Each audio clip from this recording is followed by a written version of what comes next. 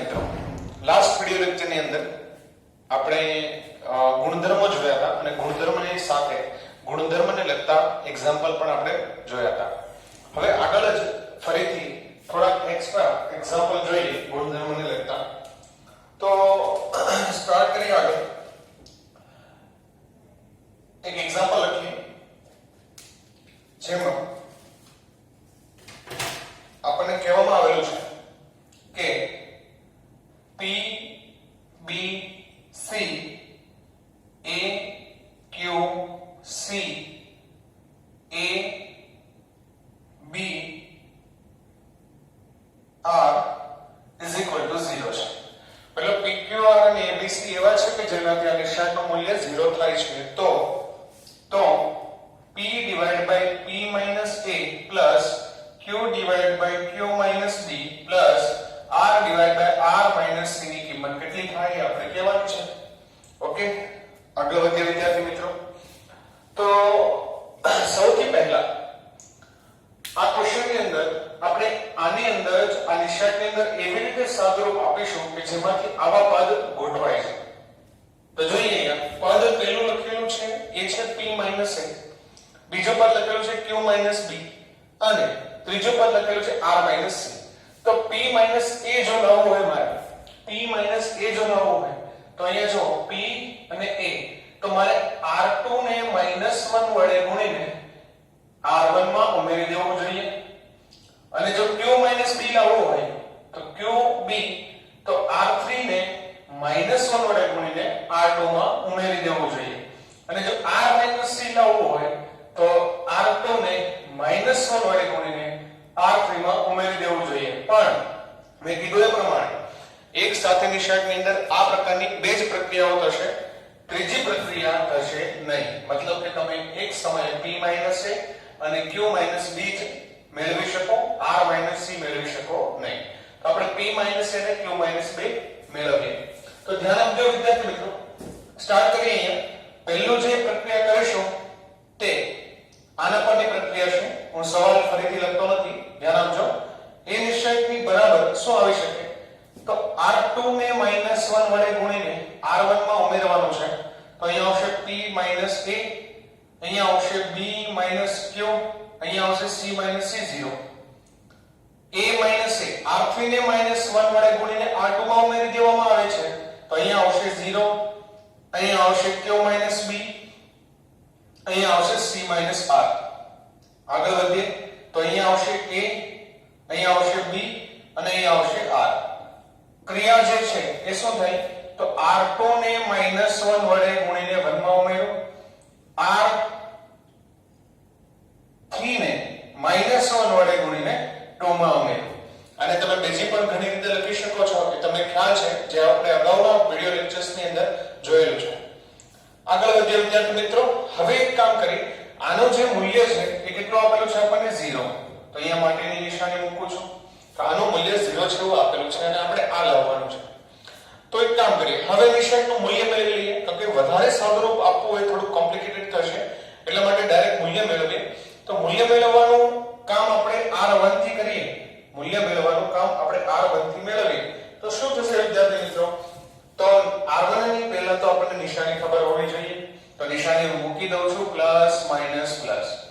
આગળ plus minus plus મૂકી દીધું તો આ P minus A ઇન્ટુ શું આવશે તો આ નિશાન આવશે.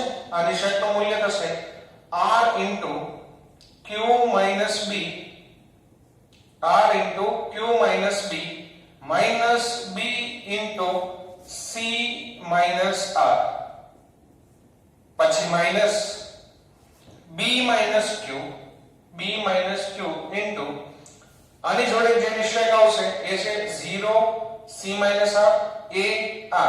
તો ગુણાકાર કરીએ અગ્રવિકર્ણો તો 0 minus A into C minus R આ રીતે થશે અને આનું મૂલ્ય જે આપેલું છે એ છે કેટલું 0. તો ખ્યાલ આવી ગયો છે અહીંયા આ મૂલ્ય કેવી રીતે મેળવવું. આગળ વધીએ.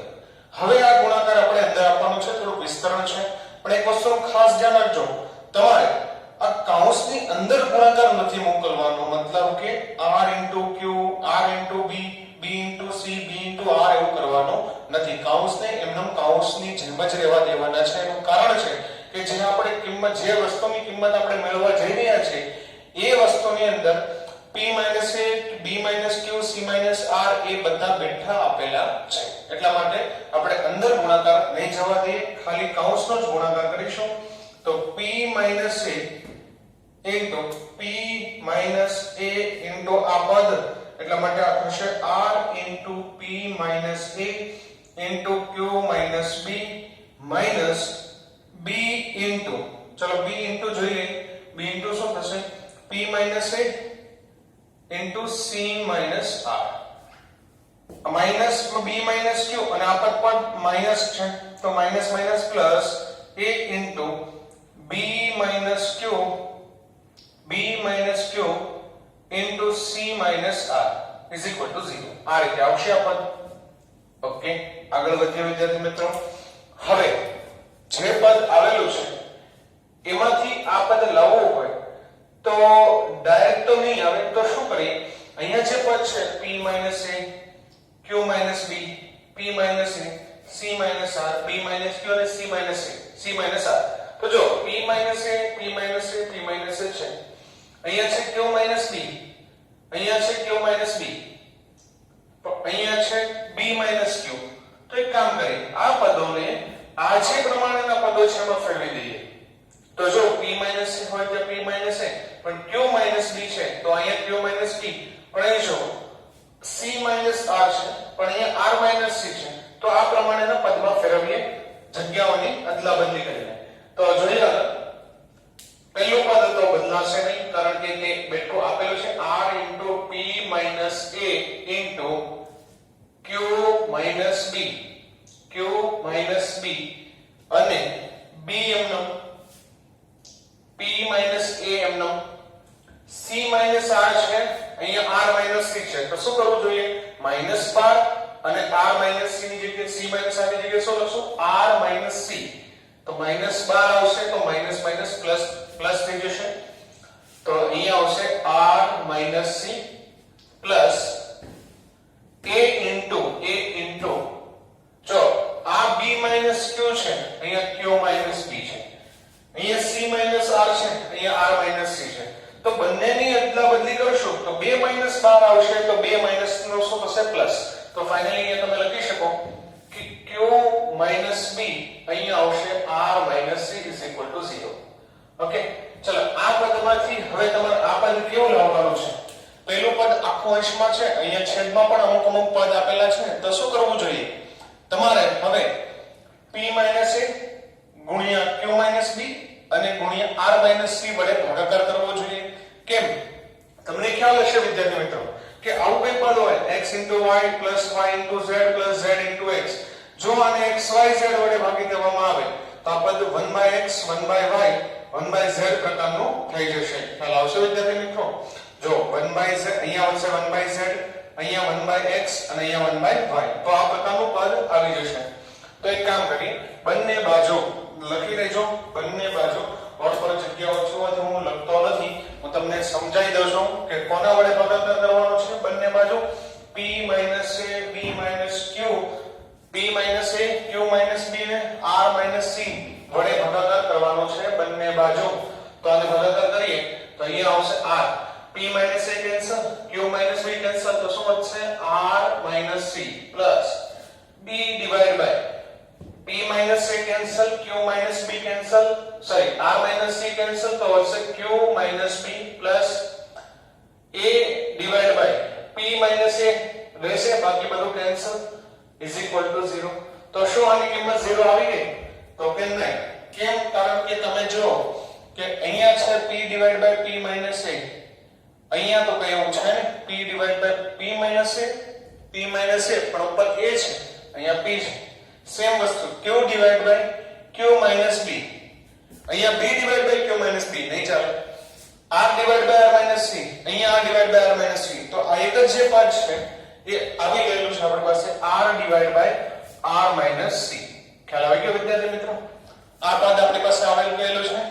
ઓકે, હવે આ વસ્તુ લાવવી છે આપણે, આ પદ બેઠું લાવવું હોય તો એક કામ કરી શકીએ, r divide by r minus c ને એમનેમ રહેવા દઈએ, r divide by r minus c ને એમનેમ રહેવા દઈએ પ્લસ હવે આ પદની ફેરબદલી કરીએ અથવા ગોઠવણી કરીએ તો ધ્યાન આપજો, તમારે અહીંયા ઉપર b ની જગ્યાએ શું લાવવું છે, q લાવવું છે ને, તો એક કામ કરો, તો અહીંયા હું q મૂકી દઉં છું, ધ્યાન આપજો, q b જે છે ત્યાં જ હું ઉપર b છે પણ મારે શું જોઈએ છે q, તો મેં q મૂકી દીધું છે, તો અહીંયા હું શું કરીશ પ્લસ b માઈનસ q, જેના દ્વારા શું થશે q q કેન્સલ અને b જ લખેલું છે.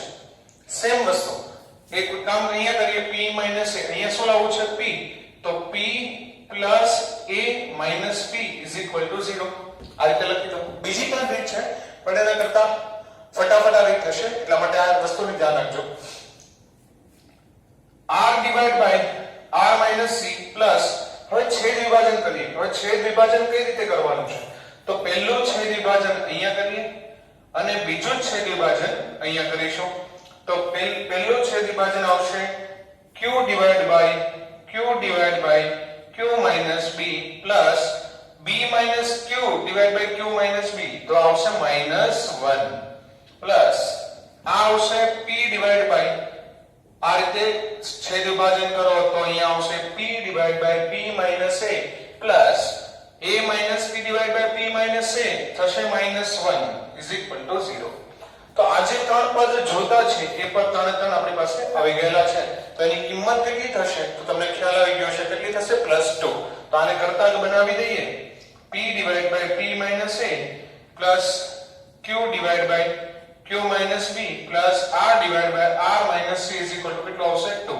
તો આ નિશાન જ્યારે આની કિંમત 0 હોય ત્યારે આ પદનો સરવાળો કેટલો આવશે 2. એ વસ્તુનું ધ્યાન રાખજો.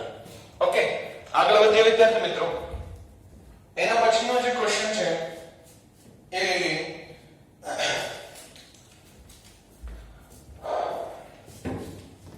રકમો અહીંયા લખું છું, ધ્યાન આપજો વિદ્યાર્થી મિત્રો. એક્ઝામ્પલ કે આ રીતે છે cos 2x sin square x cos 4x sin square x cos 2x cos square x cos 4x cos square x cos 2x ના વિસ્તરણમાં અચળ પદ બરાબર ખાલી જગ્યા. ઓકે, તો અચળ પદ મેળવવાનું છે નિશાળની અંદર. તો ધ્યાન આપજો, અચળ પદ કઈ રીતે મળશે તો જોઈએ આગળ. અચળ પદ મેળવવા માટે તો સૌથી પહેલા એક કામ કરી, એક વસ્તુની માહિતી હું તમને આપી દઉં. ધ્યાન આપજો વિદ્યાર્થી મિત્રો, એક વસ્તુની હું તમને માહિતી આપી દઉં, પછી આપણે એક ક્વેશ્ચન કરીએ. આ દાખલા માટે સ્પેશિયલી હું તમને એક વસ્તુ સમજાવું છું, એ ધ્યાન આપજો ખાસ.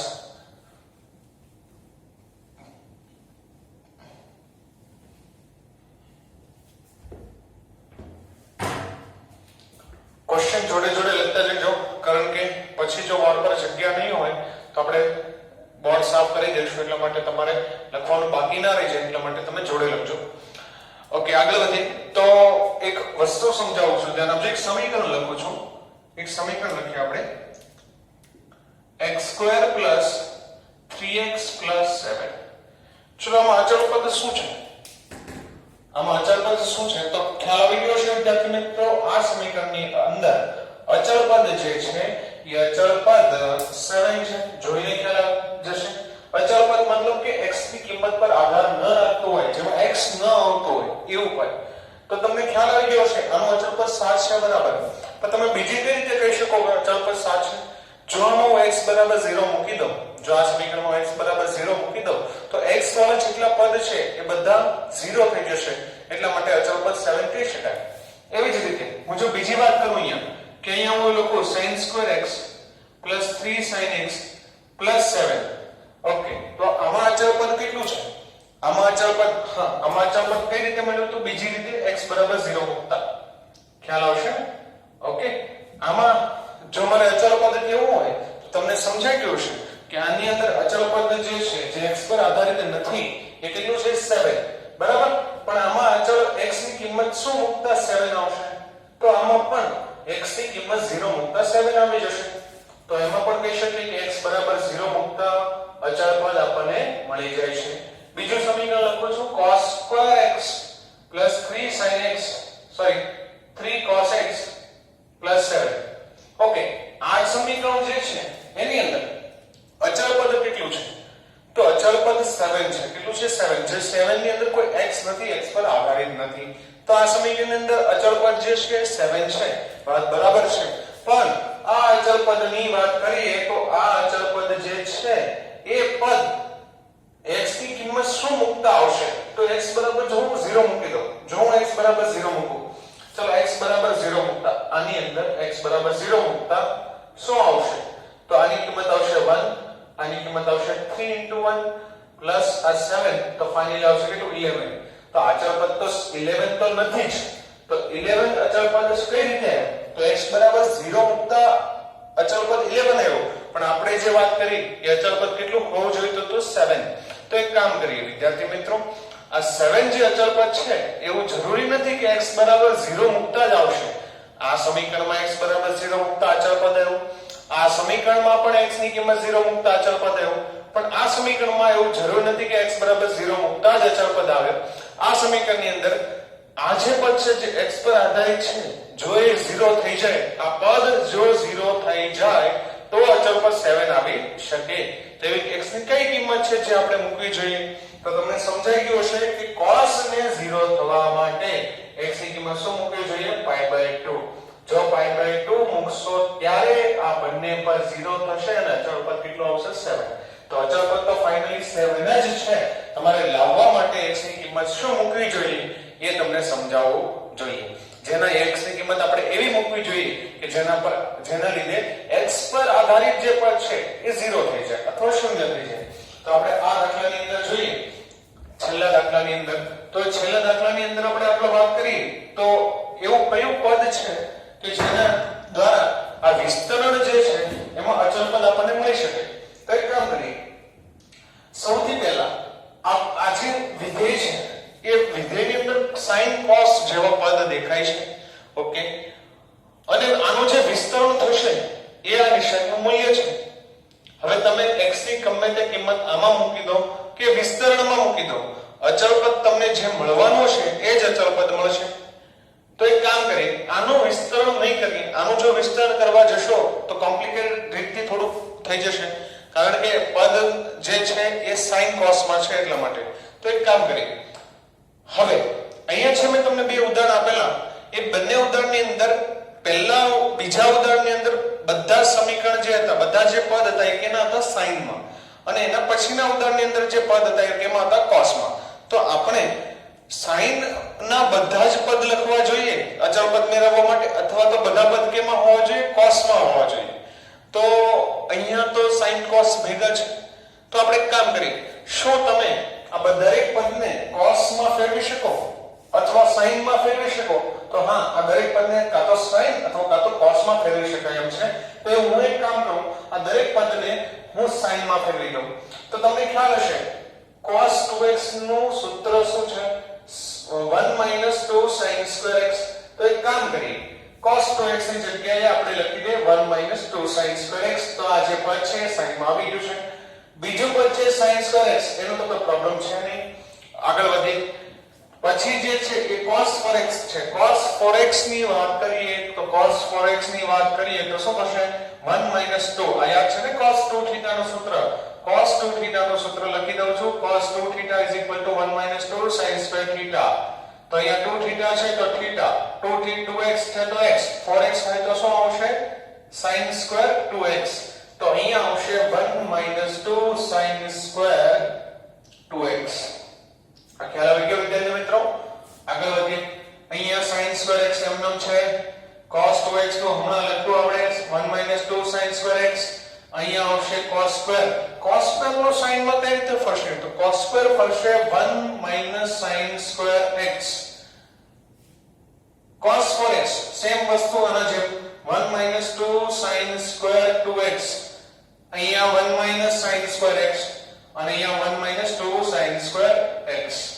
ઓકે, હવે જો આ x ની કિંમત આમાં sin x 0 કરવાનું છે sin x x વાળું પદ કાઢવા માટે તો x ની કિંમત આપણે શું મૂકી દઈશું x બરાબર 0 મૂકતા તો x બરાબર જેવું 0 મૂકશું તો sin x જ ખુદ 0 થઈ જશે જેના દ્વારા આપણને શું મળશે અચળ પદ તો આ અચળ પદ છે 1 -0 જેટલા સાઈન દેખાય ત્યાં 0 મૂકું છું તો આ થશે 1 0 1 0 1 1 1 1 1 ઓકે ચલો મૂલ્ય મેળવીએ તો મૂલ્ય આનું તમને મેળવી શકો છો ફટાફટ મેળવી લો છો 1 * 1 - 1 0 નું નહીં પદ આવે +1 આવશે ઇન્ટુ 0 - 1 તો ફાઇનલી આવશે આન્સર -1 તો આ સમીકરણનું આને જ્યારે વિસ્તરણ કરવામાં આવશે આખું ગણતરી કરવામાં આવશે ત્યારે જેનો અચળ પદ હશે એ કેટલું હશે -1 આ વસ્તુની સમજ પડી ગઈ વિદ્યાર્થી મિત્રો ઓકે આગળ વધીએ બીજું ઉદાહરણ લઈએ ધ્યાન આપજો વિદ્યાર્થી મિત્રો બીજું એક ઉદાહરણ લઈએ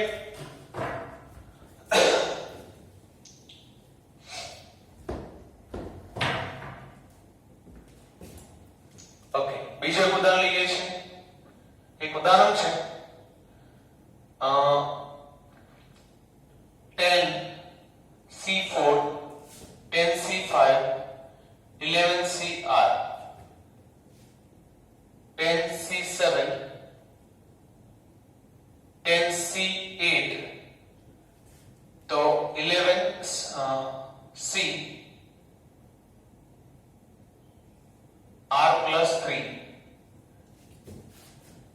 13C2 13C3 तो અહીંયા છે 14C